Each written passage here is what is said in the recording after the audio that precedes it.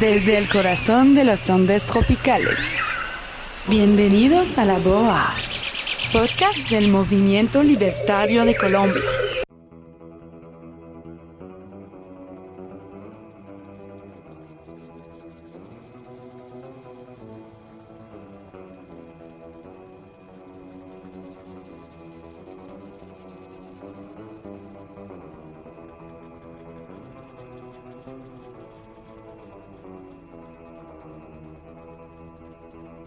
Hola a todos, ¿cómo están? Vamos a empezar una nueva sección de nuestro podcast de historia sobre los asedios. Y hoy vamos a hablar del asedio de Cartagena que ocurrió en 1741. Y para esto tengo nuevamente a mi colaborador, mi partner y amigo y historiador, Gilberto. ¿Cómo estás? Muy bien, Andrés, gracias. Y un saludo a toda la audiencia. Bueno, lo primero es que este es un podcast muy interesante en el sentido que se inicia a partir de una conversación que tuvimos después de haber grabado un podcast hace unas semanas y terminamos hablando del contrabando en Colombia y de los San Andresitos. Y resulta que, cosa curiosa, si vamos al pasado, esta guerra empieza porque fue un preámbulo de los San Andresitos. Cuéntame de eso, Gilberto. Bueno, pues había una gran aspiración de parte de las potencias rivales de España por hacerse al comercio en las Indias, ¿no? Y de hecho uno de los primeros lugares que los ingleses logran tomarse, que generalmente no eran territorios en tierra firme, sino islas, son San Andrés y Providencia. Se los toman en el siglo XVII. Después viene la joya de la corona británica en el Caribe, que es Jamaica, y así otras islas, pero más pequeñas. San Andrés era justamente uno de los lugares donde buscaban fomentar mucho de este comercio que efectivamente era contrabando, es decir, comerciar con el bando no autorizado, que es lo que traduce este supuesto crimen, y de esa manera pues aprovecharse del comercio español para adquirir oro y plata, que era lo que les interesaba. Si no lo podían lograr asaltando los galeones españoles y demás, que obviamente eso implica el riesgo de que los maten, pues propio de un asalto, pues la mejor forma era por vía del comercio, pero obviamente un comercio no legal, que era pues el contrabando.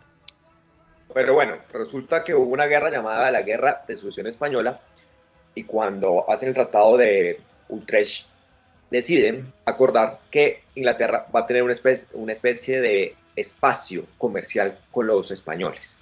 Y España les va a permitir a los ingleses el tema de tener un monopolio esclavista y el tema de poder tener como una cuota de mercado muy pequeña con las colonias hispanas. Así es, tenían autorizados inicialmente 500 toneladas para comerciar por nuestros buques que pudieran llevar a América. Eso después se aumentó a 900, pero lo cierto es que nunca lo respetaron, siempre se pasaban del tonelaje y eso tenía irritadas a muchas autoridades españolas que, buscando combatir el contrabando, sobre todo con los ingleses, porque obviamente también habían holandeses y franceses, pero sobre todo los ingleses fueron los más ambiciosos en la zona, deciden en una de estas redadas que le ponen a los comerciantes ingleses, capturar un comerciante al que, bueno, Andrés nos contará qué fue lo que le pasó con una de sus partes del cuerpo. Resulta que el contrabando se había disparado desde esa época, estamos hablando del siglo XVIII, ya estaba disparado, como sucedió también ahora y como ha sucedido siempre y como va a suceder en el futuro y para el resto de los siglos, porque es una clara evidencia de que no aprendemos que trabajar el libre comercio es malo y que hay que dejar que las cosas fluyan. ¿Qué sucedió? Los españoles habían hecho unos tratados que llamaban tratados de asiento, y básicamente era que ellos podían parar barcos, los guardacostas españoles podían parar barcos ingleses y revisar si llevaban contrabando o no llevaban contrabando. Y resulta que atraparon a un señor de apellido Jenkins y llevaba contrabando. Y los españoles de castigo le cortaron una oreja. Y muy decentes los españoles se la dieron para que se la llevara el rey. Y resulta que en Inglaterra eso se olvidó durante 8 años, pero había una necesidad gigante de entablar otra vez guerra con el Imperio Español.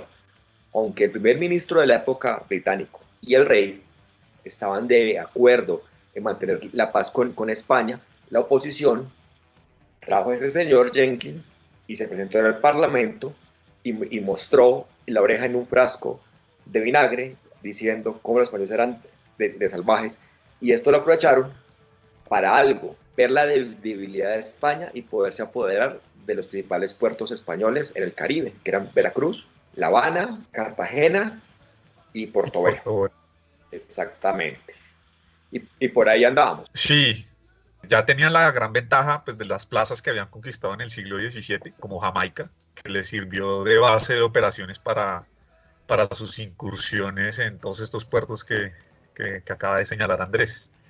La ventaja es que ahora pues tenían la indignación de buena parte de la nación, dado que el pobre Jenkins había perdido su oreja y no se podía permitir una ofensa de esa naturaleza, y más aún que las autoridades británicas dejaran pasar la gran oportunidad de volver a incursionar para hacerse con el control del comercio en las Indias, pero, como les decía anteriormente, hacerse al oro y la plata, que era lo que les interesaba y que era lo que propiamente circulaba en estos principales puertos que hacían la ruta de los galeones que llevaban estos tesoros. Y ahí es que se declara la famosa Guerra de la Oreja de Jenkins.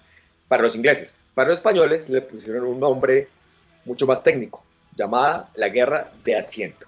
O sea, no, en temas de mercadeo, y me considero que sea algo de eso, creo que el nombre español no ayuda mucho. Pero como bien me decías, a veces hay que decir si hay que convencer con la historia o que sea auténtica. Y creo que pero da la diferencia. Lo que pasa es que en España no existía un parlamento o algo que se le acercase. Lo más similar eran las cortes, pero no se convocaban con frecuencia, a diferencia de Inglaterra, que además venía de más o menos unos 30, 40 años del triunfo de su famosa Revolución Gloriosa, en el que el parlamento hace velar sus derechos, es decir, la nobleza, ante el rey, y ellos sí tienen la necesidad, como tienen que andar eligiendo un primer ministro, de andar movilizando la opinión pública. Entonces, obviamente, para hacer más atractivos ciertos argumentos, usted necesita esta sofisticación como la que mencionábamos ahora. Los españoles, lo más cercano, eran los cronistas, que hacían historias oficiales, y con eso, pues, simplemente buscaban dar las motivaciones reales de los conflictos. Entonces, la Guerra del Asiento. Ya uno verá si la historia está hecha para decir la verdad o para entretener. Yo creo que puede hacer ambas, pero bueno. A mí me gusta que entretenga, por eso tampoco me creí mucho cuando decían de las armas de destrucción masiva que tenía San Hussein. Creo que es algo parecido, ¿no? Si uno analiza el tema de querer convencer la opinión pública para crear guerras que eran innecesarias. Pero resulta que los ingleses se subieron a la moto y dijeron, bueno, vamos a la guerra. Y convocaron a un señor llamado Vernon, que es el héroe tragicómico de esta historia. Y el primero se va con 6 barquitos y llega a Portobelo, Panamá, y arrasa Portobelo y se siente victorioso y regresa a Inglaterra y saca pecho y dice, mire lo que yo pude contra el Imperio Español. Y ahí fueron preparando el tema de hacer una invasión a un puerto importante, y entre sus planes estaba La Habana. Sí, La Habana, que era una de las grandes fuertes de los españoles en el Caribe, dentro de su gran joya que fue Cuba, y de hecho una de sus últimas colonias en perder. Pero como estas plazas eran más fuertes y sobre todo sí tenían tropa profesional con mucha más antigüedad, porque vale la pena recordar que España, su imperio, por mucho tiempo lo tuvo sin ejércitos como tal. Fue justamente desde el siglo XVIII que fue incrementando lentamente y sobre todo a finales del XVIII sus tropas en los principales puertos, que era lo que les interesaba custodiar. Entonces La Habana o Veracruz pues tenían una mejor dotación de tropas, a diferencia de Cartagena, que andaba más expuesta a los ataques. De hecho, ya desde que la fundaron ya había sido saqueada más de una vez, solo que esta vez ya tenía unas fortificaciones que disuadían enormemente a cualquiera que quisiera tomársela. Y esa es la gran ventaja con la que Vernon cree que juega a su favor para tomarse la ciudad, con el agravante además de que habían intentado en otras ciudades y tomarse Portobelo todavía no era, mejor dicho, la prueba de que con una flota tan grande, mejor dicho, se estuviera midiendo un enemigo de verdad. Es más, aquí habría que hacer un detalle. También desconocían algo importante, que era Blas de Lezo, era el arma secreta de España. Háblanos un poco de este personaje, que a propósito, siento que últimamente ha sido recordado, pero durante gran parte de la historia ha sido olvidado. No es como un héroe como Leonidas o un gran marino como el almirante Cook. Es alguien un poco olvidado, pero que merece mejor prensa. Y la merece porque no era uno de los grandes militares españoles, y esa fue su gran desventaja en este asedio. Blas de Lezo, que ha sido un marino de larga trayectoria y muy temprano, desde los 15 años ya está destacándose en hechos militares. De hecho, fue a los 15 años cuando perdió una de sus piernas, que lo hicieron cojo, después perdió un ojo, el izquierdo, que lo dejó tuerto, y después perdió un brazo, que lo dejó manco. Y lo destinaron ya casi como en plan de retiro, ¿sí? Y no porque no fuera una plaza importante Cartagena, sino porque estaba menos expuesta a ciertos combates de la Marina española, como era el caso en el Mediterráneo en ese entonces, que era donde se había lucido nuestro vasco, de origen vasco, este marino, y se destina a Cartagena. Naturalmente en Cartagena dicen, pero ¿cómo este tipo va a ser nuestra defensa si, vea, es medio hombre? Aclaro es un gran narrador de esto. Ese apodo, los españoles decían patepalo, los ingleses le decían medio hombre, o sea, no era era más despectivo de parte de los británicos. Había ciertos cariños por Don Blas. Lo cierto es que terminó siendo hombre y medio, porque este tipo resultó ser más duro de pelar de lo que se imaginaron, y eso fue lo que demostró, además con la experiencia que ya había acumulado. Creo que es uno de los pocos hombres que puede decir que le dio en la jeta al Imperio Británico con una sola mano. Exactamente. Los cacheteó por ambos lados. Le sonó los mocos sin ningún problema. Pero vamos a hacer un análisis de las fuerzas, hablar de cifras. Los ingleses iban a ir a La Habana y como plan B dicen, no, La Habana está muy lejos, vamos a mejor a irnos a Cartagena, que creemos que es mucho más fácil. Y conforman una gigantesca armada para ese fin. Aproximadamente hay 30.000 hombres, 12.000 soldados, que son infantes de marina, y 15.000 milicianos. Y también están llevando 29 navíos de línea y 22 fragatas y 135 barcos para transportar. Y además, entre todos esos 30.000 hombres, había un componente muy exótico, que eran 2.000 macheteros jamaiquinos. ¿Qué opinan de los macheteros jamaiquinos? ¿Cuál era el fin de ellos?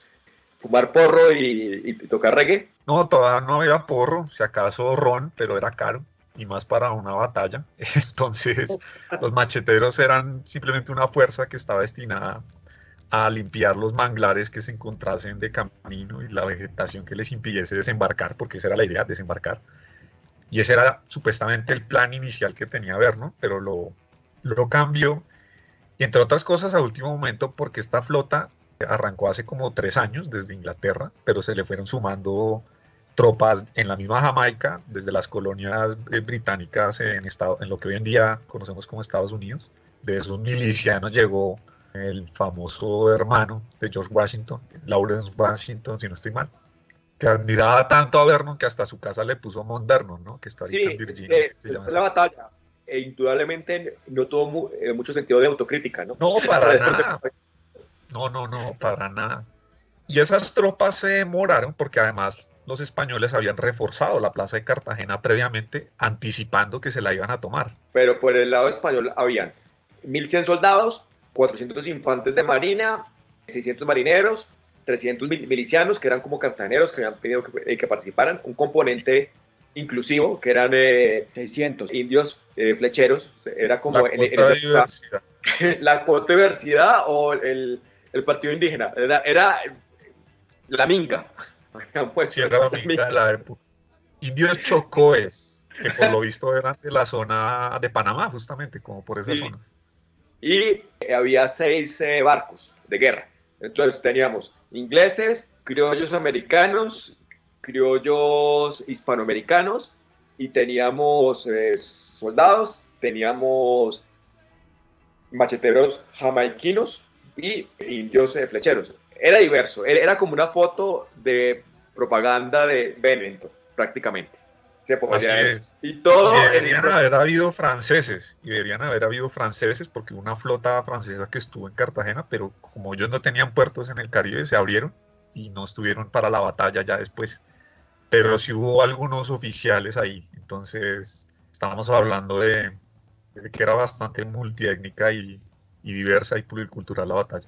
Lo que venías hablando era que los españoles, como sabían Blas de Lezo, como sabía que iban a venir a atacarlos, él comenzó a preparar todo el esquema de defensa, comenzó a su preparación. Es más, el virrey de la Nueva Granada estaba, el virrey Eslava. Que ese fue el gran obstáculo, porque Sebastián de Eslava no le gustaba que lo desautorizara Blas de Lezo, a pesar de que Sebastián tenía una trayectoria militar también importante, pues difería con lo que Blas tenía por estrategia para la defensa de la ciudad, tanto que Eslava confió en unos espías españoles en Jamaica, creía que iban a atacar por el costado este de Cartagena, que además es aparentemente en términos de tierra firme el más fácil de desembarcar, pero también el que está más rodeado de estos obstáculos como ciénagas, marismas y toda esta cuestión. Porque del otro lado pues están los fuertes de Boca Chica, con los que ya empezaba todo el complejo de fortificaciones de Cartagena, y fue donde empezó a atacar Vernon. Y Blas de Lezo insistía, no, mire, nos van a atacar es por allá seguro, pero ¿cómo nos van a atacar allá si allá es donde están las fortificaciones más fuertes? Seguro van a ir por ese lado. Y Eslava, las pocas tropas que tenía, porque pues estaban en una desventaja de como de 6-1, pues las dispuso inicialmente fue sobre esa zona, que estamos hablando de los inmediatos afueras de Cartagena, no hacia la zona de Boca Chica, que era donde Lezo decía que iban a atacar, y efectivamente atacaron. Exactamente, comenzó el ataque por ahí, pero entonces Blas de Lezo sabía que era como esos juegos en que el visitante tiene que anotar 3 goles para remontar y el tiempo es a su favor. Él sabía que si lograba demorar a los británicos suficiente tiempo, los mosquitos y el mal clima y las lluvias que iban a llegar en las siguientes semanas iban a ser sus mejores aliados. Así es importante aclarar que esto empezó en marzo, ¿no? Y fue una batalla de más o menos unos 2-3 meses, lo cual era efectivamente una carrera contra el tiempo, medir hasta cuánto duraban los ingleses y esperar que aliados como la peste, el mal clima, o pues el clima al que no estaban acostumbrados los ingleses, mejor, porque pues no es que sea mal clima, pues ya estaban acostumbrados probablemente los españoles a eso, pero los ingleses que se intoxicaban con un jugo de maracuyá, pues difícilmente iban a poder sostenerse hasta fechas tan entradas. También es importante decir que la vida en los barcos no era fácil. Y vos estás en un barco de guerra del siglo XVIII y estás viendo una batalla y estás metido en los barcos, estás viendo heridos, el calor, las provisiones se están acabando, no tienen forma de llegar otra vez a la tierra, se sienten cansados. También eso juega con la moral de la tropa, indudablemente. Y Blas de Lezo sabía. Y por eso había que demorar y desmotivar. Era su estrategia. Y la estrategia que él planteó fue muy inteligente. Él dijo, para entrar tienen 2 opciones. O Boca Grande o Boca Chica. En Boca Grande es una entrada de poco calado y los barcos se pueden encallar. Boca Chica pueden pasar los barcos, pero es cerrada y tienen 2 fuertes a los lados. Y además voy a poner 4 barcos de guerra con todos mis cañones y va a ser una especie como de Termópilas. Voy a parar. Era una encerrona. Era una encerrona para que los ingleses en superioridad numérica no se viera con ventaja en ese momento. ¿Y qué pasó ahí? Pues de todas maneras sabían que los españoles que estaban en esos fuertes eran pocos y la gran ventaja que tenían tanto de la artillería de los barcos como la que después fueran a desembarcar sobre las playas iban a sostener un asedio constante sobre esos fuertes, que era el primer obstáculo a vencer, destruir esos fuertes, bombardeándolos desde el mar, pero con los desembarcos de tropas por tierra, tomárselos por asalto. Y ya una vez tomados esos fuertes, sí podían proceder a entrar el resto de barcos. Recordemos para la gente que de pronto no se acuerda bien de Cartagena, básicamente una isla en la mitad de la bahía que se llama Tierra Bomba. Y ahí fue el primer desembarco británico. tal cual.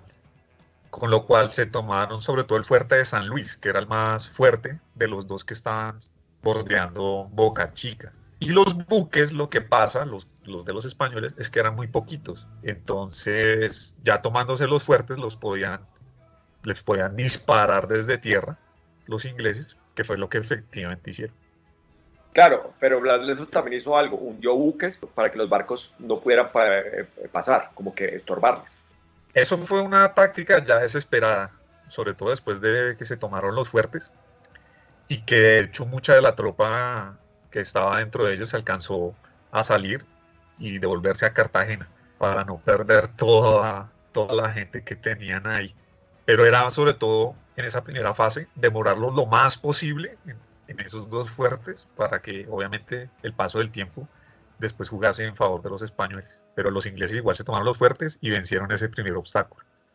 Pero a un costo muy alto. Murieron muchos y Blas de Lezo logró demorarlos bastante ahí. Aproximadamente demoraron 15 días en lograr esa pequeña conquista. Y tienes que entender que llevaban a todos los enfermos, a todos los heridos, a los barcos. Había barcos hospitales, entre comillas, porque había muy pocos cirujanos. Y ver el tema de amputados, de heridos, de los jamaiquinos tomando ron, tocando reggae, iba desmotivando un poco el asunto todo en los barcos. Ya comenzaba a bajar la moral. Dijeron, sin nada más para esto nos costó tanto, ¿cómo va a ser en la siguiente etapa? ¿Y la siguiente etapa cuál fue? Pues la siguiente etapa los ingleses tuvieron una aparente ventaja, no la tenían presente, o sea, no sabían que se estaba dando esa rivalidad, y era el conflicto entre Sebastián de Eslava y Blas de Lezo, porque ya sobrepasados estos dos fuertes y asegurada la entrada de los barcos hacia esta bahía de Cartagena, pues el siguiente paso era demorarlos en los fuertes de Manzanillo, se me olvidó ahorita el otro, pero lo cierto es que era otra salida, y esa sí tenía un mar mucho más profundo, de manera tal que la estrategia de hundir dos barcos para que entonces impidiesen el paso de la flota británica para desembarcar ya cerca de Cartagena, no funcionó, y Blas de Lezo le insistía al virrey que eso no iba a funcionar porque ya habíamos medido la profundidad y ahí un barco no es obstáculo para los ingleses. Y Eslava, pues digamos, se lo pasó por la faja. Y Blas de Lezo le dijo, usted es enemigo de la armada, si usted está, mejor dicho, colapsando la fuerza de la armada. Esa acusación pues es muy fuerte, más porque el virrey era su superior. Ya Blas de Lezo, de hecho, después eso le va a ganar una destitución que lo vuelve simplemente un soldado raso dentro de las tropas que defendían la ciudad. De manera que la estrategia que tomaron los españoles no sirvió para frenar del todo a los ingleses y finalmente después logran desembarcar. Pero por culpa de Eslava, porque Blas de Lezo lo que le dijo es, usemos los barcos, pongámoslos adentro y cubramos, ellos van a desembarcar por el lado oeste, van a hacer su desembarco ahí y nosotros vamos a cubrir ese lado con los barcos. Y Eslava dijo, no, quiero hundir mi barco porque quiero hundir mi barco, y se empeñó, y era un poco burócrata, ¿no? Eslava tiene esa visión. ¿Has visto esas películas donde, no sé, como Duro de Matar o algo así, y van a explotar algo, y siempre hay un burócrata que se mete y como que interrumpe al héroe de la película?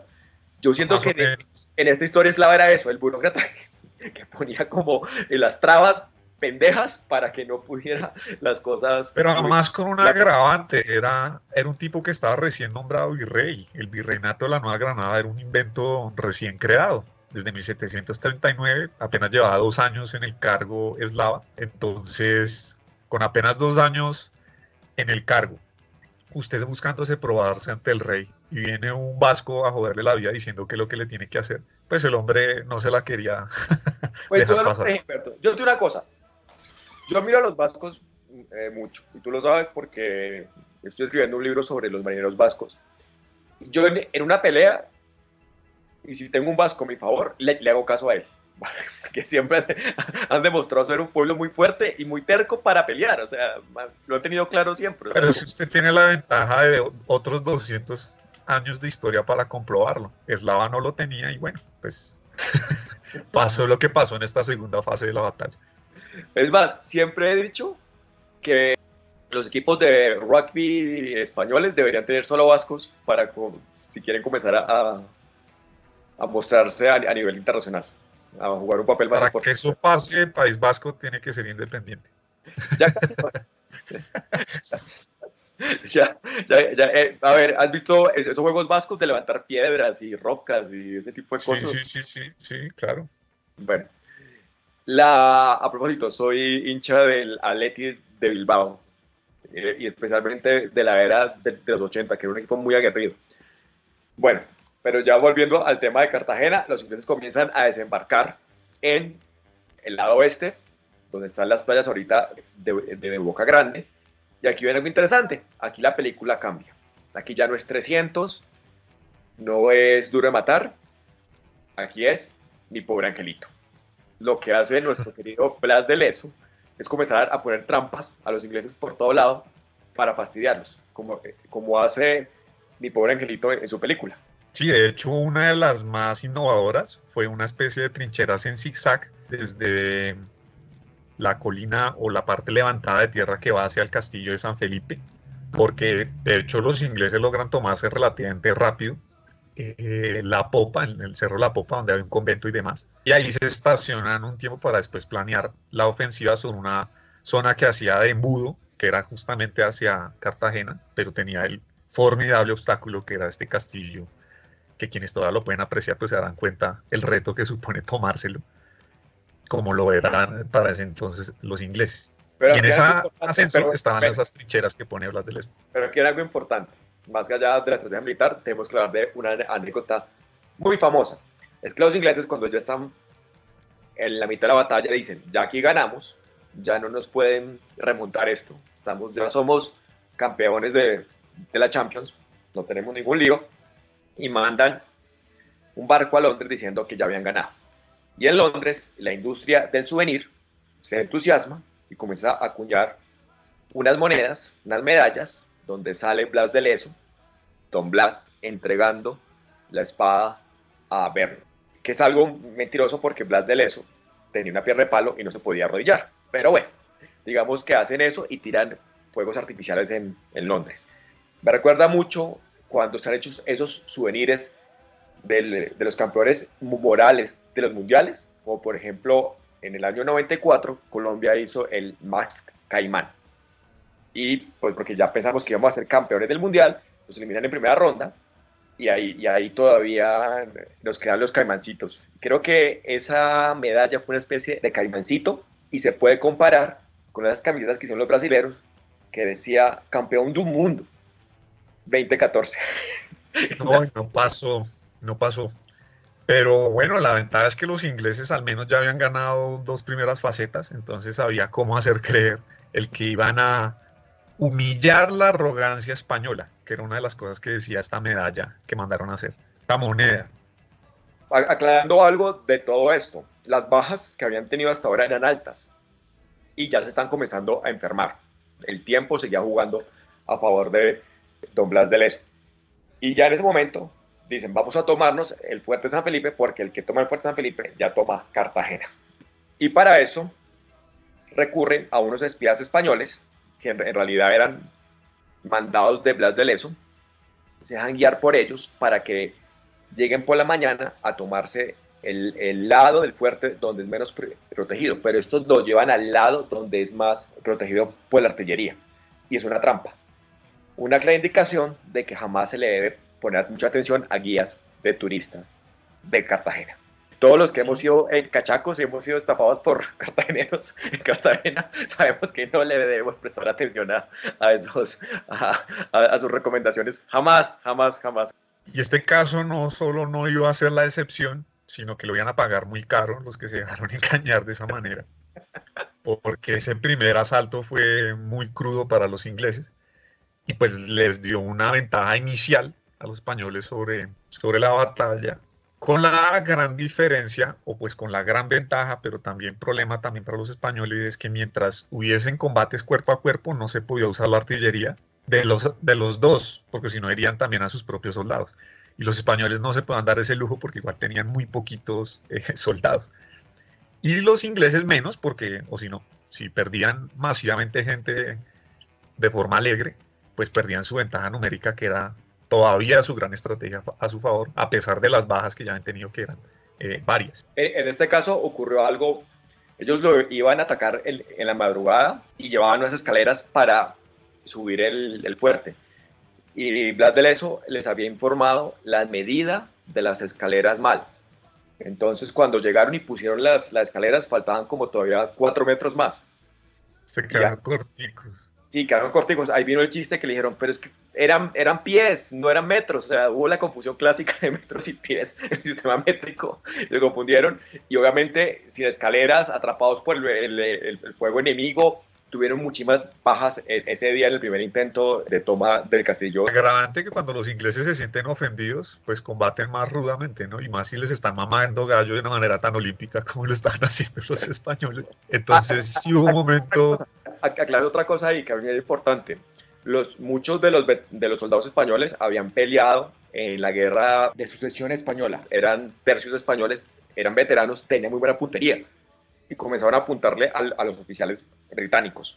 Y eso también los desmotivó mucho en ese momento. Y ese acoso desde los mosquitos, el calor, los cañones, los guías cartageneros, españoles, ingleses, dicen los que saben que es el primer High Festival de la historia de Colombia. Solo que en este hubo una misa. Cuéntame, este High tuvo misa. Cuéntame que... Sí. En un momento clave del asedio, los españoles tocan una especie de corneta especial que tenían justamente para anunciar lo que iba a ser una especie de interludio divino. Y es que tocan la corneta, los españoles ya identifican ese sonido, pero igual los sorprende en medio de la batalla. Hay una especie de tregua entre los dos bandos, los españoles hincan rodilla y sale el cura de Cartagena. Y procede con un Angelus, una de las famosas misas, cuando se hacían en latín, es decir, las de verdad, y daban su misa. Y los españoles en unos pocos minutos se consagran a Dios. Y el mismo Blas de Lezo lo hace citando un salmo que invoca la protección de Dios porque sabe que ya está en las últimas, que si aquí no es definitivo, la derrota de los ingleses, pues ya posiblemente sea la de ellos. Pasa esa misa, reanudan batalla, y llaman a la intervención unos soldados que tenían dentro del fuerte, pero lo que pasa es que eso les implica abrir las puertas del fuerte y supuestamente era también una forma de exponerse. Pero Blas de Lezo insiste a un oficial francés que estaba ahí, porque acordémonos que Francia y España eran reinos aliados para ese entonces, justamente las dos casas eran borbonas, y este oficial de Benux, si no estoy mal, que se llama, pues hace la última arremetida, la carga de 300 soldados, curiosamente la misma cifra de las Termópilas, para ya los soldados ingleses mamados del sol, de que les mamaran gallo, burlados, y esperando poder disfrutar esas monedas que se han acuñado pagando. Adición a los vendedores ambulantes. Ya estaban quebrados por los vendedores, entonces, pues ya desesperados, la arremetida no la resistieron y se fueron atropellando entre ellos mismos por medio de todas estas zanjas, además que habían construido los españoles,